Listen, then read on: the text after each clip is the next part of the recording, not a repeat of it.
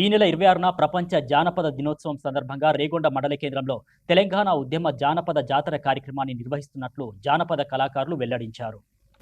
ఈ మేరకు MLA camp కార్యాలయంలో ఎమ్మెల్యే గండ్ర సత్యనారాయణరావు చేతుల మీదుగా జానపద జాతరకు సంబంధించిన కరపత్రాన్ని ఆవిష్కరింపజేశారు. జిల్లాలోని కళాకారులు పెద్ద ఎత్తున హాజరై కార్యక్రమాన్ని విజయవంతం చేయాలంటూ పిలుపునిచ్చారు.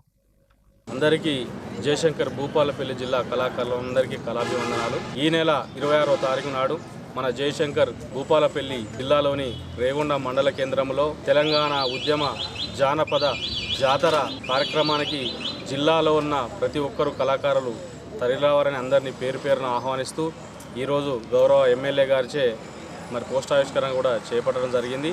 మండలంలో ఉన్న కళాకారులు మన తెలంగాణలో ఉన్న సంస్కృతి సాంప్రదాయాలు ప్రతి ఒక్క కళల్ని కాపాడడం కోసం భాషా సంస్కృతి శాఖ వారి సౌజన్యంతో గౌరవ పెద్దలు జూపల్లి కృష్ణారావు గారి సౌజన్యంతో మరి ఈ కార్యక్రమం నిర్వహిస్తున్నాం కాబట్టి ప్రతి ఒక్కరూ తరలి రావాలని అందరినీ పేరు పేరున ఆహ్వానిస్తున్నాం.